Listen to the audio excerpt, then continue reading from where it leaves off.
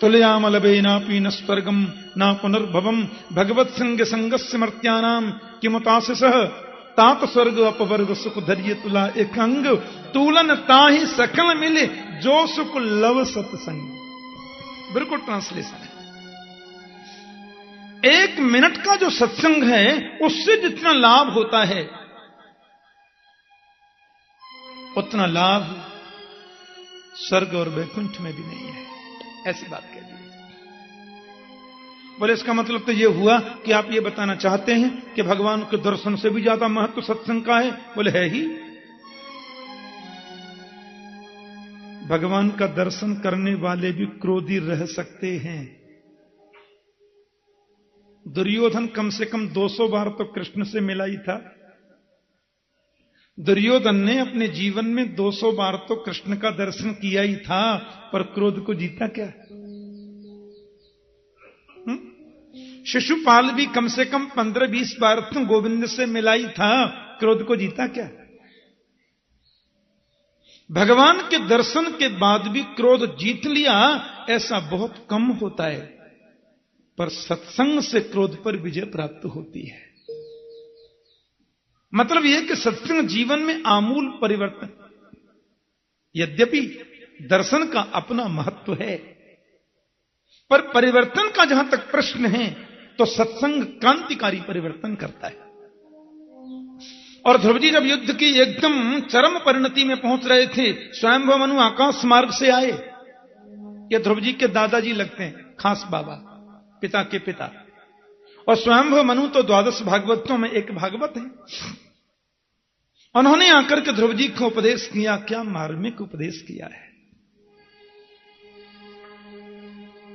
नायम मार्गो हि साधूनाम ऋषिकेशानुवर्तिनाम।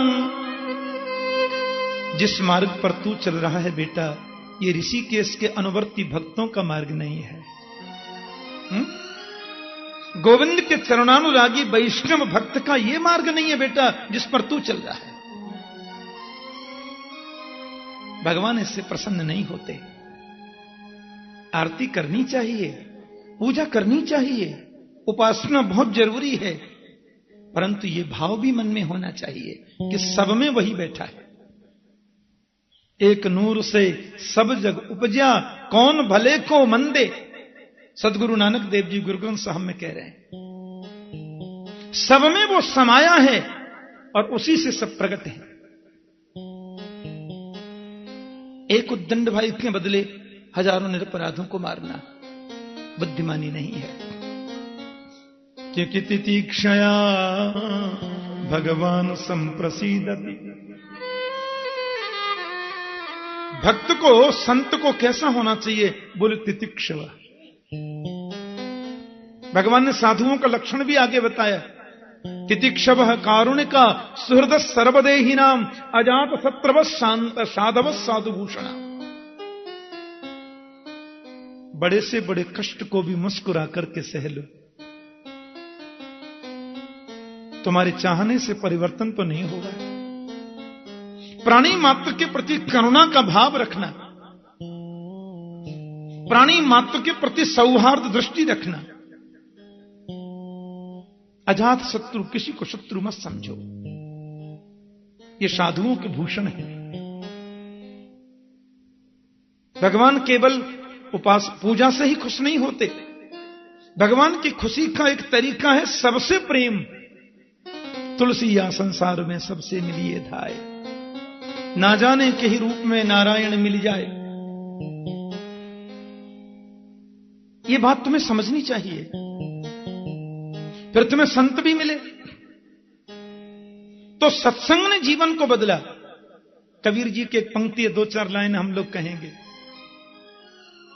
संतन के संग लाग रे तेरी अच्छी बनेगी। संतन के संग सब लोग गाइए। लाग रे तेरी अच्छी बनेगी। संतन के संग लाग रे तेरी अच्छी बनेगी। संतन के संग लाग रे तेरी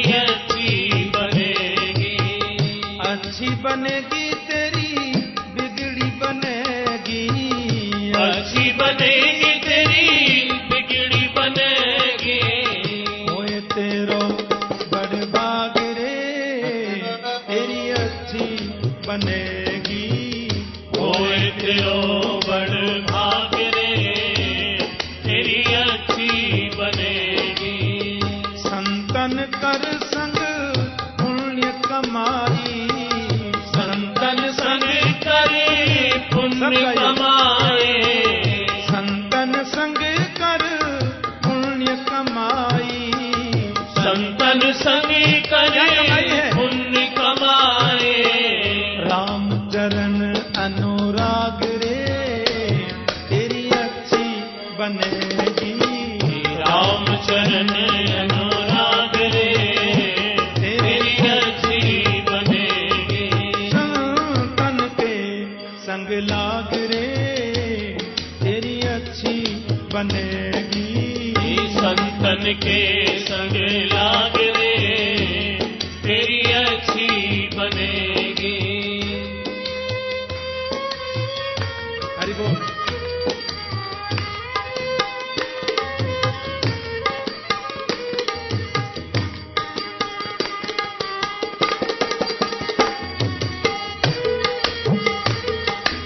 सुंदर भाव है।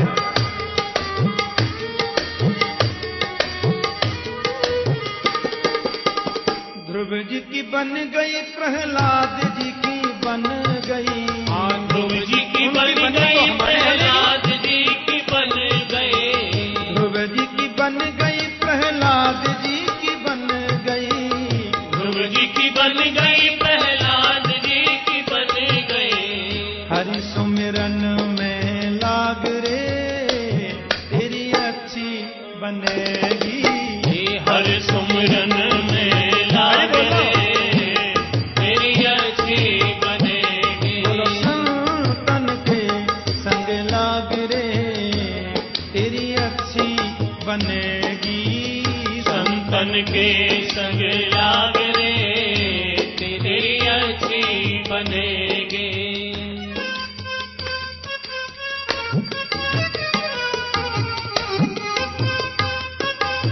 कबीर जी का पद है।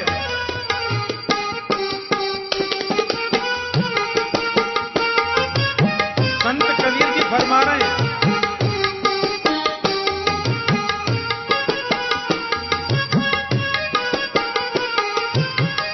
कागा से तो ही हंस बना में, कागा से तुहे हंस बनावे, कागा से तो ही हंस बना में, कागा से तुहे हंस बनावे, मिट जाए उर के दाग रे तेरी अच्छी बनेगी, मिट जाए उनके दाग रे तेरी अच्छी बनेगी, भैया संतन के संग लाग रे तेरी अच्छी बनेगी, संतन के संग लाग रे तेरी अच्छी बनेगी।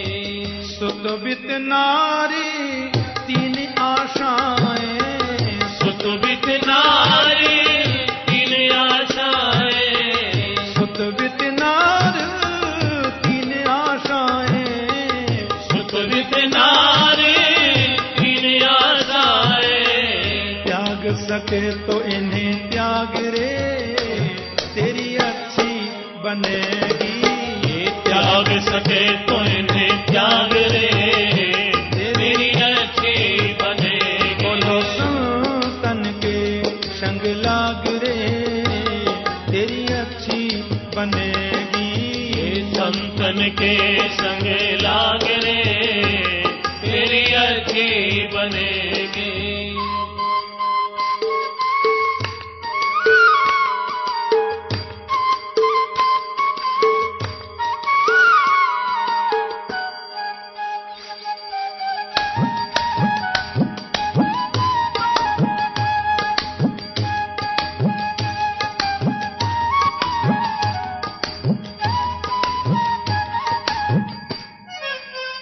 सुंदर भाव है।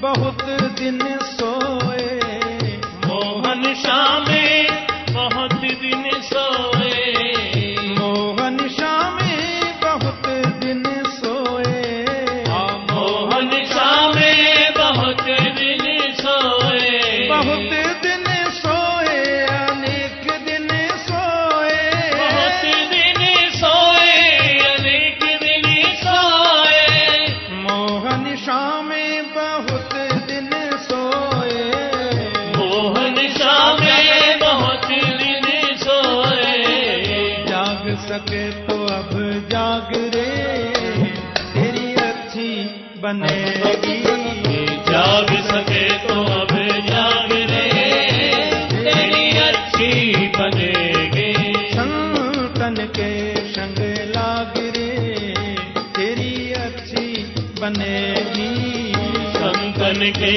संग लाग रे, तेरी अच्छी बनेगी। कहत कबीर राम सुमिरन में, कहत कबीर राम सुमिरन में, कहत कबीर राम सुमिरन में, कहत कबीर राम सुमिरन में, राम सुमिरन में, श्याम सुमिरन में, राम सुमिरन में, श्याम सुमिरन में, कहत कबीर राम सुमिरन में, कहत कबीर राम सुमिरन में, पाग सके तो मन पाग रे, तेरी अच्छी बनेगी, पाग सके तो मन पाग रे, तेरी अच्छी बनेगी। राजा राम राम राम, राजा राम राम राम, राजा राम। परिवर्तन आता है, उतना परिवर्तन दर्शन से भी जल्दी नहीं आता, ये कहना चाहते हैं। ते पुनंतिरुकालेन दर्शनादेव साधव। सत्संग की बहुत महिमा है।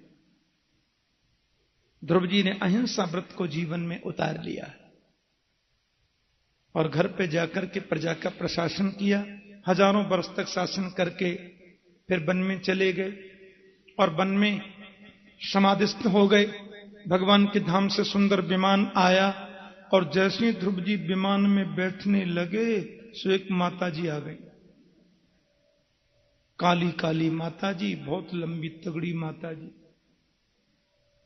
हाथ जोड़ के खड़ी हो गई। कहां जा रहे हो? ध्रुव जी बोले बैकुंठ जा रहे हैं, विमान आया है। सुनो, बैकुंठ जाओ चाहे स्वर्ग जाओ, पर पहले मुझे स्वीकार करो। ये काली काली माता जी कौन है मालूम है? इनका नाम है मृत्यु देवी। हमारे लोक की मालकिन है ये। उनकी आज्ञा के बिना कोई कहीं नहीं जा सकता। ब्रह्मा जी का जो लोक है उसका नाम है ब्रह्मलोक और शिव जी का लोक है शिवलोक। विष्णु जी का लोक है बैकुंठ विष्णुलोक और हम लोग जिस लोक में रहते हैं उसका नाम क्या है? मृत्युलोक। हाँ, ये तो मृत्युलोक है। यहां तो जो आया है उसको माता जी से ही होके गुजरना पड़ेगा। हाँ, ये मौत माता जी को पहले स्वीकार करो फिर जाओ। आया है सो जाएगा राजा रंक फकीर, कोई सिंहासन चढ़ चला, कोई बंधा जंजीर।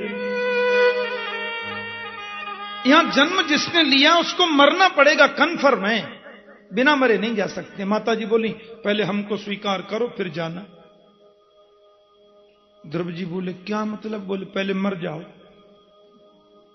ध्रुव जी बोले मर जाएंगे माता जी, आप कहती हो तो मर जाएंगे।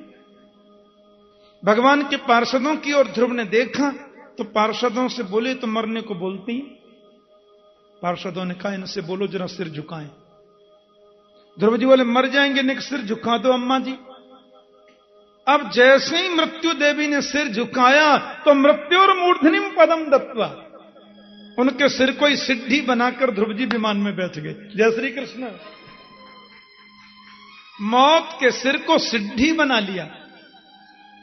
मृत्योर्मूर्धनिम पदम दत्वा आरोहास्पदम ध्रुवा है। इसका मतलब क्या है?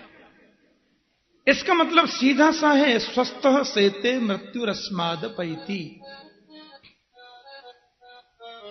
माता देवकी बताती है ना, मर्त्यो मृत्युव्याल भीत पलायन लोकान सर्वान निर्भयम नाद्यकक्षम तत्पादाब्जम प्राप्य यदृच्छयाद्य स्वस्थ सेते मृत्युरस्माद पैति। स्वस्वरूपे स्थ स्वस्थ। तुम्हारे चरणों का जो आश्रय ले लेता है वो अपने स्वरूप में प्रतिष्ठित हो जाता है, उसको स्वात्मानुभूति हो जाती है, उसको अपने स्वरूप का ज्ञान हो जाता है, और जिसको स्वरूप का ज्ञान हो जाए वो मौत को जीत लेता है। मतलब उसके मन में ये फालतू जो वहम है ना मरने वाला, वो निकल जाता है। वो सोच लेता है मरना जीना ये सब प्रक्रियाएं शरीर की हैं, मैं तो प्रभु का परम दास हूं। अहम ही नारायण दास दास दासानुदासस्य च दास दास। मैं तो उनका दास हूं। और एक बात कह दे, जो दास होते हैं ना वो भगवान जैसे ही हो जाते हैं। हाँ, भागवत में लिखा है कि वैकुंठ में जितने भगवान के दास हैं उन सबके 4 हाथ होते हैं, ऐसा भागवत में लिखा है। सर्वे वैकुंठ मूर्तय। और एक तो इतनी गजब की बात लिखी है कि वैकुंठ में नारायण और उनके दरबान, इन दोनों को एक संग बिठा दिया जाए तो आप बता नहीं सकते इसमें भगवान कौन है और दरबान कौन है।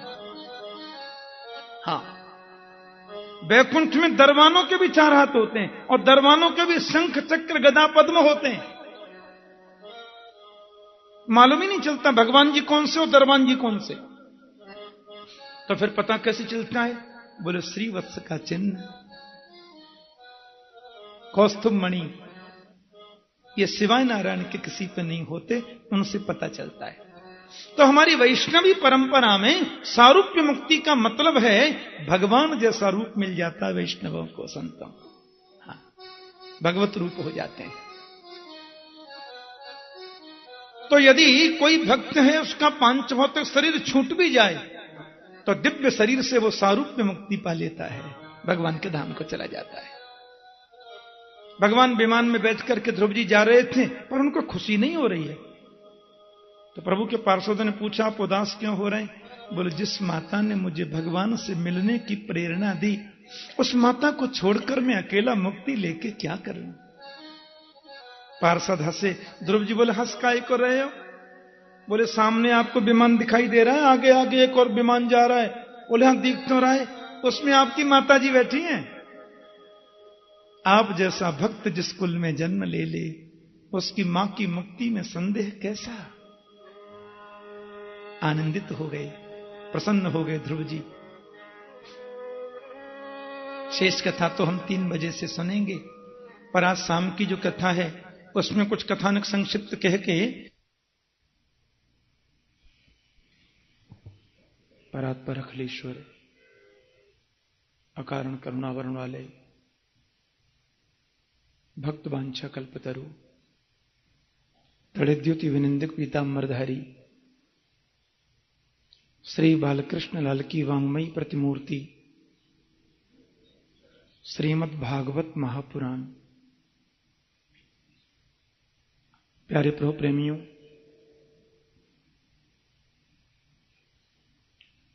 माता कात्यायनी के चरणों में बैठकर परम वंदनीय संत स्वामी विद्यानंद जी महाराज की पवित्र सन्निधि और समादरणीय समस्त संतों के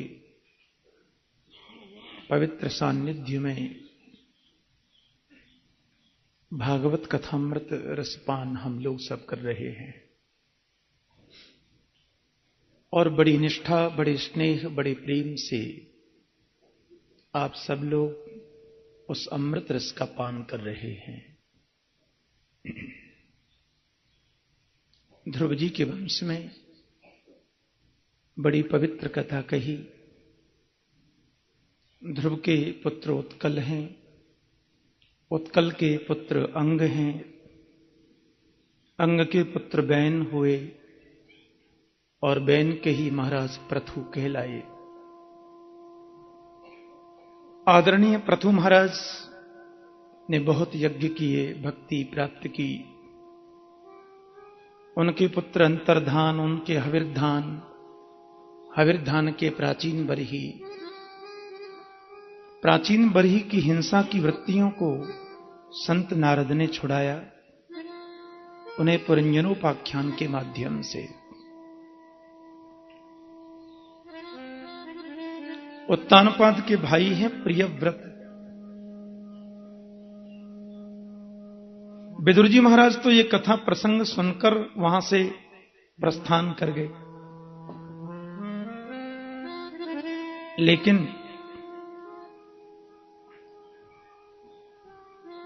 आदरणीय सुखदेव जी महाराज से राजर्षि परीक्षित ने बहुत उत्तम प्रश्न किया।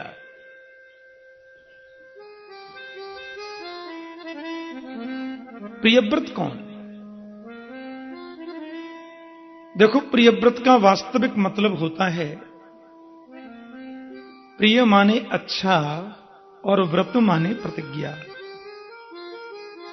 अपने जीवन में जो सुंदर कर्म की प्रतिज्ञा करे वो प्रियव्रत है। परमात्मा की कृपा से हमें जो वस्तु बहुतायत में प्राप्त है, उसको जरूरतमंदों के सहयोग में प्रदान करने से हम प्रियव्रत हो जाते हैं। प्रिय माने अच्छा और व्रत माने प्रतिज्ञा। राजा प्रियव्रत के पुत्र हैं आग्नेत्र, बदल के परीक्षित महाराज कहते हैं प्रियव्रत जो हैं उनके पुत्र आग्नेत्र कहलाए। आग्नेत्र के ही पुत्र नाभि हैं, राजा नाभि, और नाभि महाराज के ही पुत्र आदरणीय ऋषभ देव जी हुए। ऋषभ माने श्रेष्ठ, और उनके 100 पुत्र हैं ऋषभ देव जी के। कि माता शत्रु पिता वैरी ये न बालो न पाठित। भी माता पिता तो अपने पुत्रों के शत्रु होते हैं जो बच्चों को सुंदर शिक्षा नहीं देते। पेट भरने के अलावा हमें उन्हें आध्यात्मिक शिक्षा भी देनी चाहिए। ठीक है, व्यावहारिक जगत में बड़ा जरूरी है वो, लेकिन अपने आप की पहचान भी हमें बनी रहे, इसके लिए बहुत जरूरी है आध्यात्मिक शिक्षा। और समय समय पर ऋषभ देव जी अपने पुत्रों को बुलाते थे, उनका एक प्रकार से परीक्षण करते थे कहां तक पहुंचे। लेकिन ऋषभदेव महाराज ने देखा मेरी अवस्था भी बहुत हो रही है और मुझे पुत्रों का अब परीक्षण पूरा ही करना चाहिए। भरत जी सबसे श्रेष्ठ हैं। आज सभी पुत्रों को अपने पास में बुलाए और बोले मैं तुमसे कुछ प्रश्न करना चाहता हूं। जी पिताश्री आज्ञा। बस मुझे इतना बताओ कि मनुष्य जन्म का उद्देश्य क्या है। ध्यान से सुनना। मानव जीवन की वास्तविक उपादेयता क्या है? किसी बच्चे ने खड़े होकर बोल दिया होगा सवेरे उठ करके समस्त कार्यों से निवृत्त हों, फिर थोड़ा बाल भोग हो जाए, फिर भोजन आदि से निवृत्त हों, फिर थोड़ा कार्य में प्रवृत्त हों, उसके बाद थोड़ा विश्राम हो जाए, फिर स्वास्थ्य के प्रति सजगता हो जाए, फिर शाम को थोड़ा क्रीड़ा हो जाए, फिर भोजन आदि के उपरांत सो जाए। केवल इसीलिए हमें मनुष्य जन्म मिला है कि नायम देहो देह भाजाम्य लोके कष्टान कामान अर्हते बिडभुजाम ये तपो दिव्यम पुत्रिका ये न सत्वम शुद्धेद्यस्मा ब्रह्म सौख्यम त्वनंतम। ये मनुष्य जन्म केवल खाने पीने सोने हंसने नाचने गाने को नहीं मिला। यह तन कर फल विषय न भाई। विषयों के भोगने के लिए ही मनुष्य जन्म हमें नहीं मिला। जो न तरहि भव सागर नर समाज अस पाए, सोकृत निंद कमंद मति आत्मा हन गत जाए, वो स्वामी जी कहते हैं। ये मनुष्य जन्म केवल इसलिए नहीं मिला। साधन धाम मोक्ष कर द्वारा, पाए न जही परलोक समारा। ठीक है क्रमी भस्म संज्ञानतम, लेकिन मनुष्य जन्म मिला है तभी तो हम कथा पे कह पा रहे हैं। कितनी बड़ी प्रभु ने कृपा की, हमें शरीर दिया। शरीर मनुष्य का न होता तो हम पालती लगा के बैठकर कथा कैसे सुन पाते, कैसे कह पाते हैं। इसका उपयोग अच्छे कार्यों में हो, यह प्रयास करो। और मैं तुम्हें दो रास्ते बताता हूं। पुत्र बोले कौन से? तो ऋषभदेव जी ने दो मार्ग बताए कि महत सेवाम द्वार माहुर विमुक्ते, तमो द्वारम योषिताम संगी संगम, महांतस्ते समचित्ता प्रशांता,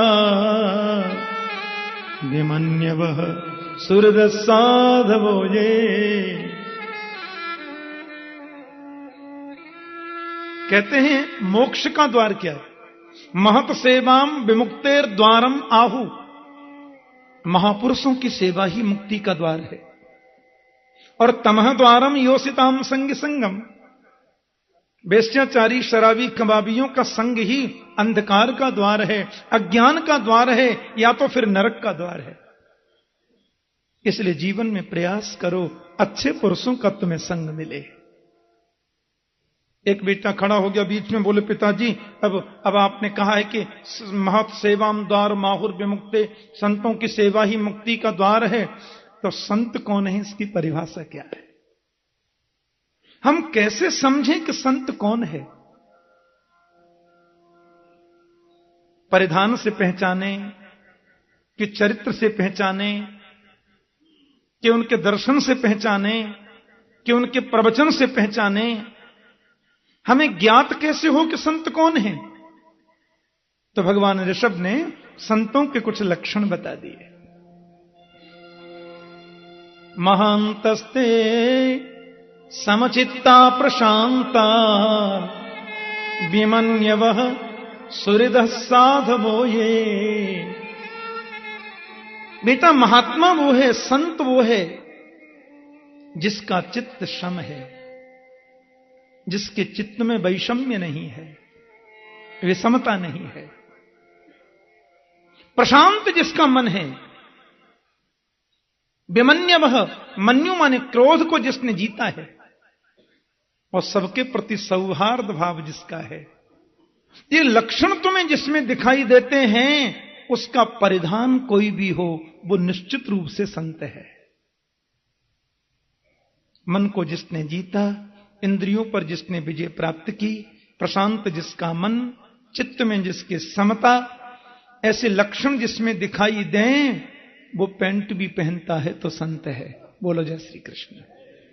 धोती कुर्ता भी पहनता है तो संत है, लाल पीला भी पहनता है तो संत है, देसी है तो भी संत है, विदेशी है तो भी संत है, स्त्री है तो भी संत है, पुरुष है तो भी संत है। ये लक्षण तुम्हें जिसमें दिखाई दें वो निश्चित रूप से संत है। और ऐसे संतों की सन्निधि ही मुक्ति का मार्ग प्रशस्त करती है, ये ध्यान रखना। अब आप विचार करें, आज पूरे भारत में घर घर में गीता रामायण पहुंची। बड़े निसंकोच भाव से कह रहा हूं,